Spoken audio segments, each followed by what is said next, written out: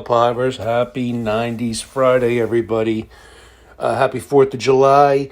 I gotta be honest, most people don't really, here in the United States, for all you Canada and European hivers, I know there's quite a bit of you, most people don't really celebrate the independence. They just,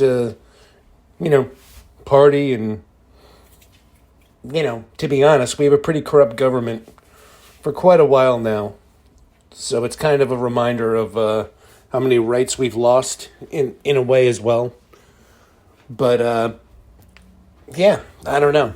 It is kind of a mixed emotion holiday for some of us libertarians who, feel like we just have a totally corrupt government.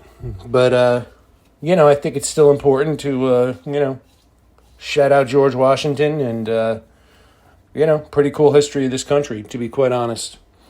But there's not really much relevance to most of my picks. I did pick a couple political-ish songs, mostly just based on the artwork for my second pick. But let's start off with Soundgarden, simply because the name of the song is The 4th of July, or simply titled 4th of July, and that's from the Superunknown album, 1994. That was their big mega album. Pop crossover success. Black Hole Sun, Fell on Black Days, Day I Tried to Live, Spoon Man. I think there were like 5 or 6 music videos made for this album. This album was huge. This was the album. I remember the label actually wanted them to tour an extra year and play a bunch of arenas and wait to do a follow-up, which is pretty rare. Usually it's the other way around. And they were like, "No, we're good. We're ready to do another album," Where if it was like Guns N' Roses or something, they would have done, 18 months of shows. And, just interesting. But no real message, just, hey, you got to love the name of the song, and every song on this album rocks. For my second pick for 90s Friday, it is NOFX The Decline, which is actually about a 20-minute song. It is a 20-minute, it's one album, but it's one song. And the band said it was actually, took just as long to record as a full-length record, even though it's only 20 minutes, not 40. And I really only picked it because the album cover shows Washington, D.C., and, the song's from 99. It's funny. A lot of people act like the government only got corrupt in, 2016 or something, which is quite freaking silly. Or in 2001, when that clown Bush came in. But, no, punk bands were writing political songs in the 90s as well, when the Dixiecrat was president, too. But, yeah, just it's a really good punk rock song from 1999. And then for my third pick, I picked Rage Against the Machine, a song off their Evil Empire. I was kind of in the mood of thinking about how corrupt the government's got and celebrating the 4th of July and how it's a little sad. I'll be honest, I went there a little bit. And I picked the song Bulls on Parade, and again, that's the Evil Empire 1996 second album from Rage Against the Machine.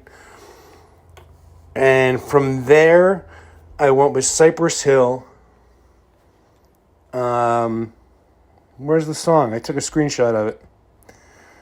From the 1991 record, How I Could Just Kill a Man, which I'm pretty sure Rage Against the Machine covered, actually, later on. And then, for my last pick, I went with Ice Cube, a song featuring Korn from the album War and Peace, Volume 1. What track was it here? Sorry.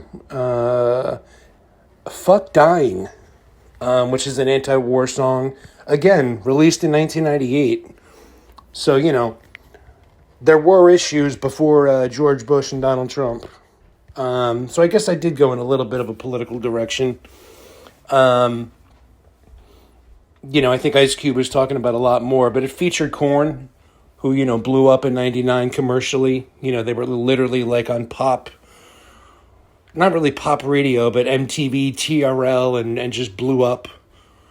So I figured I'd throw that in. I don't do hip hop on 90s Friday often, so I figured, hey, let's throw it in. We got Soundgarden, we got NOFX, we got the Seattle alternative scene covered, we got the NOFX punk, kind of scene covered.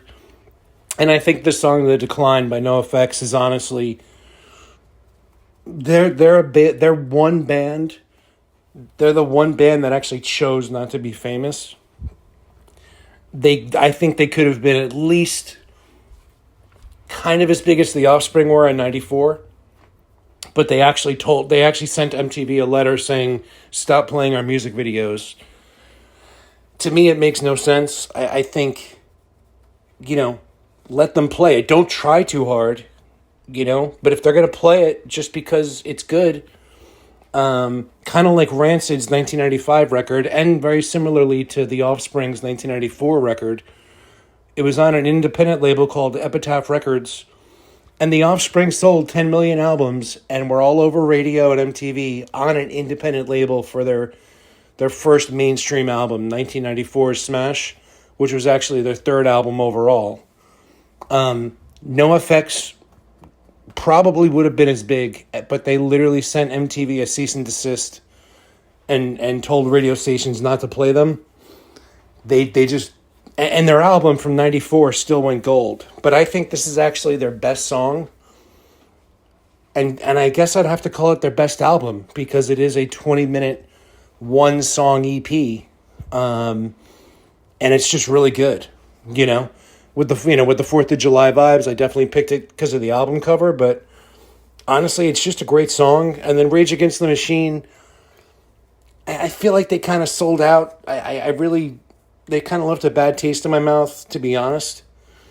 I feel like in the later years, they just kind of, it's rare for me to call a band a sellout, but given what Rage Against the Machine stood for, I just feel like kind of, some of the guys, endorse certain political candidates who had the same foreign policy as Bush, but because they had a D instead of an R in front of their name, they literally went out of their way and endorsed them.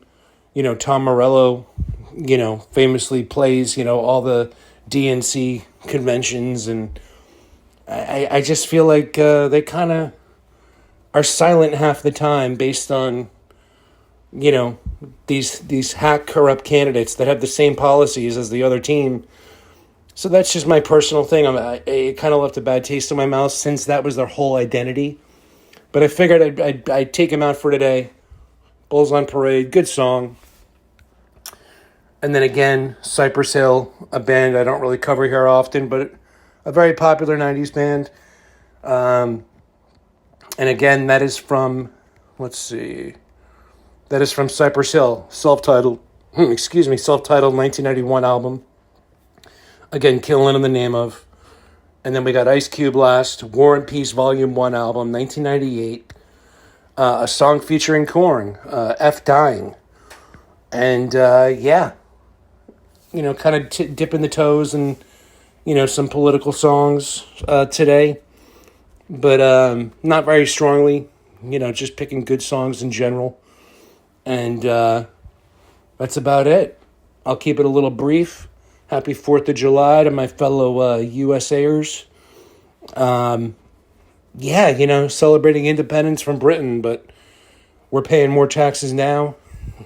And we're watching a surveillance state just get worse and worse, especially since, 2001.